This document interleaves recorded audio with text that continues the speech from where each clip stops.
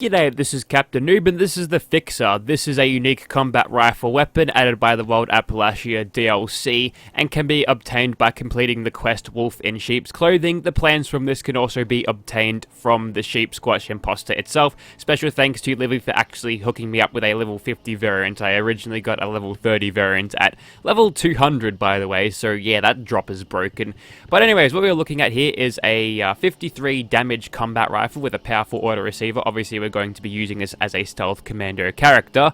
Just ignore that, those super mutants shooting at me. So let's go ahead and improve this thing's damage through the use of perks. So expert commando, basic commando, and master commando, and of course to boost that damage ever so slightly more, we'll chuck some in bloody mess, which gives us just under 100 damage, which is pretty damn powerful. And to show you how powerful that is, my handmade rifle does 92 damage. So this thing, despite not having a legendary effect, which I haven't even mentioned yet, that's the elephant in the room, so improved stealth and faster sneaking movement speed. So the sleek legendary effect from your armor legs, or not legendary effect, but armor effect, and maybe the same thing that you get out of Standfast, which is the chest piece that I still use to this day. But yes, 98 damage, 98 damage firing the 45 rounds is actually very, very efficient when you compare that to a basic powerful auto combat rifle. This one's just an instigating one. We'll probably do this one later, but 83 damage versus 98. So this thing does give you a little bit more damage, which is very, very good, because obviously having this thing being a very, very sneaky weapon, you can use those on top of sneak attack criticals to get even more damage. It's like multiplying a number, or multiplying one number and maybe multiplying another higher number gives you a better damage thing. It's just good for damage, alright? That's what I'm trying to get at. So quickly going over the attachments of this thing, it's basically the same as the combat rifle. So every receiver you've unlocked, even if they are prime, can be attached to this thing, which is pretty darn good. You only get one more damage out of the prime receiver though, so don't use this thing prime unless you've really got a hate boner for Scorch Beast. So now that that's all out of the way, stabilize, long barrel, and stock, because this thing does kick harder than other weapons. So I think stabilize is the best for this. If you've got those recoil control skills, by all means chuck on the true barrel and stock. Perforating magazine, usually I chuck on singing and would recommend that, but that's only 5 extra bullets for less armor penetration, so I think having a perforating one is just fine. It also makes it look a little bit sleeker. Reflex sight for obviously VATS usage, and a suppressor for stealth purposes, because you'd be mad to run this thing without a suppressor, honestly. Oh, it's a Furious minigun. If that's a Furious explosive minigun, I'll probably shit my pants, but yeah, we'll have to see how that turns out. Yeah, I'm not really having too much trouble with this thing's mag capacity. It's not really noticeable having 5 less bullets, and obviously getting that extra armor penetration, that's... Oh, shit. What you saw there was a botched original recording of this section. I don't know why, but Shadowplay made my mic really loud, so apologies for that ear rape. Now, this is a point where I talk about tweaking the build to suit your needs, so I'm going to pull a couple of points out of Action Girl and also Sneak, because it is nighttime right now, and obviously nighttime enemies' perceptions are a little bit lower, so that gives us room to chuck on, or that makes us, we need to chuck on Mr. Sandman, because obviously that'll increase our sneak attack criticals, and I think if I chuck on Mr. Sandman first, then Covert Operative, I get even more. So sacrificing a little bit of sneak, a little bit of AP regen for more sneak attack crit damage, but as you approach the daytime, or in the daytime, I do recommend putting on 3 sneak and 2 action girl and removing this dead weight perk from your card stack entirely. Speaking of, hang on, mate, did that just go to daytime? It did. Alright.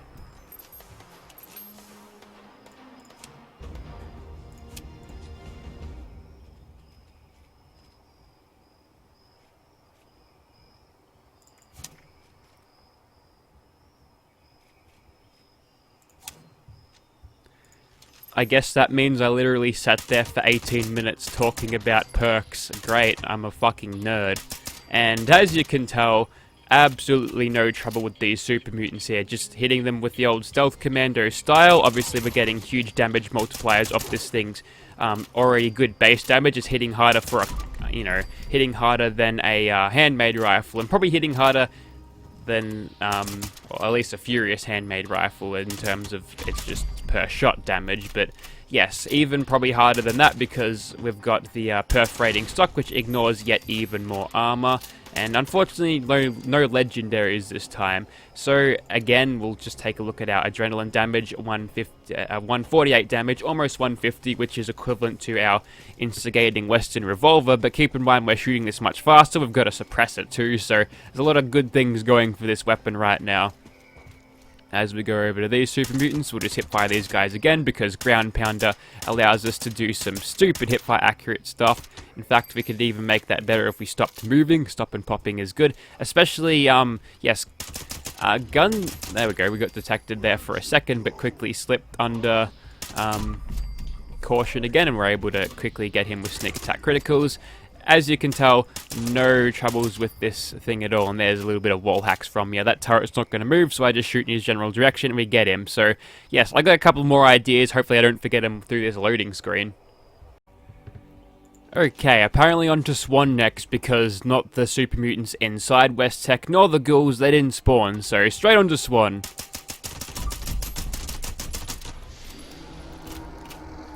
And we would have killed him even faster if we were nice and close and didn't botch all of those shots off in VATS first. Yeah, the VATS accuracy still sucks. You have to wait a while until, the VATS accuracy is actually a thing. It's an annoying bug. It's been there since the start. Fix this shit, Bethesda. Come on. What are you doing? So anyways, what I was on the lines of thinking before I slaughtered all those super mutants early is that Ground Pounder is an especially useful perk when it comes to stealth commandos, because as you can tell, that hipfire is good, right? And when I aim down sights and I've got the reflex sight as reference, I've got no crosshairs at all, unless I put like a bit of blue tack in the middle of my screen, but fuck doing that, that ruins it. But yes, having that Ground Pounder perk allows you to just get that heaps good hipfire, although you could just aim in third person, get a thing on the screen there too. But yep, Ground Pounder allows you to aim more accurately, in first person, because you aim better in first person. But, it's worth thinking about some synergies there that are totally not, completely all over the place. I think we could a thing with that, but that's okay. We'll just quickly mince the Milet clean. And there goes another Krabby. I think we just one-shotted him too with a critical. And we are done with the crabs. No match at all for the Fixer. I fixed them right up. Hang on, I saw a cave cricket for a second. Oh well, maybe he spawned somewhere else. His time to die is not today, apparently. What's going on over here, eh? A Deathclaw taking on a bunch of scorched things. Well, let's quickly take out the Deathclaw, because I see a bat there too. Unfortunately, we're not getting any sneak attack criticals on him, because he's aggroed by all of the gun zombies around him, so we've got to take those guys out. And it is simple to do that. No VATS needed. You could probably do some crazy shit with stealth commando builds if you decided to add gun fu into the mix, but honestly, you've got the damage to just hip fire blast everything, so yeah, it's a little bit more user input when shooting those guys, which is always fun. You don't need to rely on those crazy perks to actually do yourself any good damage, which is why I like stealth commandos so much. Alright. Absolutely fucking obliterated. And this is a weapon that is so easy to get that I even debated whether actually talking about where to get this thing, because people who know this game, people who are in the know of this game, yeah, they know what kind of weapon this is. Fuck off, Mr. Prizebot. Alright, so here we are in West Tech finally. Hopefully we've got some spawns, and this time we're actually playing during the night here. It's actually nighttime, so I've applied the perks where I need them. I chucked on... Hang on, that guy just died of a fucking heart attack. Don't tell me all these super mutants are gonna die before I even shoot them. That's a really suspicious death there, Mr. Mutant Hound Doggo. But yep, I have applied the fucking sneak thing first, the Mr. Sandman perk, and then Covert Operative after that. And I'm almost getting a 4x sneak multiplier, which can one-shot super mutant warlords on a critical strike. Let's see if it can without a critical strike. Well, that was another critical right there, but whatever. So, the best thing about this is we're going to have to track all of them down nice and slowly. Oh, there's another 3-star right there. Let's hope my 3-star RNG luck can come through again. No. Maybe if it's a swing speed one, it might be worth looking at, because I haven't looked at a Berserker's weapon just yet. But now I am over capacity. Great. Alright, let me just recover stealth and drop a few things that I don't need, and I'll be right with you. Okay, back into stealth, and now we can really wreck face everywhere. Let's just wreck all of the super mutants' faces, and no need to put on the flashlight. In fact, putting on the flashlight is probably detrimental to our stealth, but I can't really see much. The screen's probably on an odd angle, but still, we can scope out these guys in VATS, and struggling with this thing, we are not. This thing is just plowing through everything that I shoot at, which is great. You saw it on the Scorch Beast before, so against these super mutants we're going to have no trouble, not even when they're all packed in, because if we get ourselves into a situation where we're being shot at by multiple super mutants, they're all dispatched in 2 to 3 shots, so I don't think we'll have a whole lot of things to worry about there. So I guess that's onto the Hell Room next. Right after we fight through all of these blokes. Actually, those are 5.56 rounds. I'm collecting those again, so may as well pick those up, even though that's only just the 7. It does add up after time. So you don't even have to use VATS when it comes to Stealth Commando. You can just, you know, use Ground Pounder with good hipfire accuracy to 1, 2, 3, dead, move on. That terminal's always a pain in the ass, and I don't like it.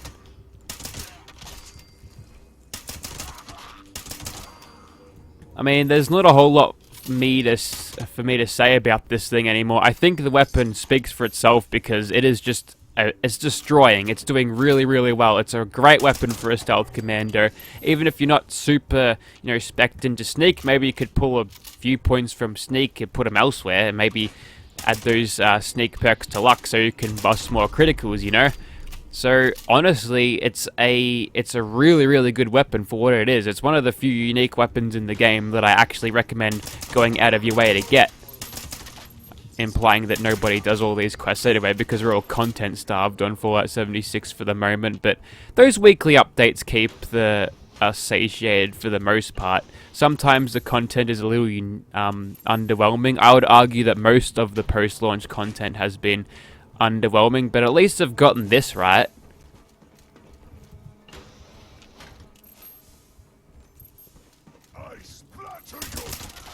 I splatter your brains. Didn't even finish that sentence before failing to notice me, and our sneak attack crit damage has dropped again. Oh, it's back in the morning. Did they accelerate time? It was, I guess it was like almost 4 AM when I did that, but as you can tell, even without those crazy sneak attack multipliers, we can still do very, very well with this thing. It's just a case of finding whichever bastard's left.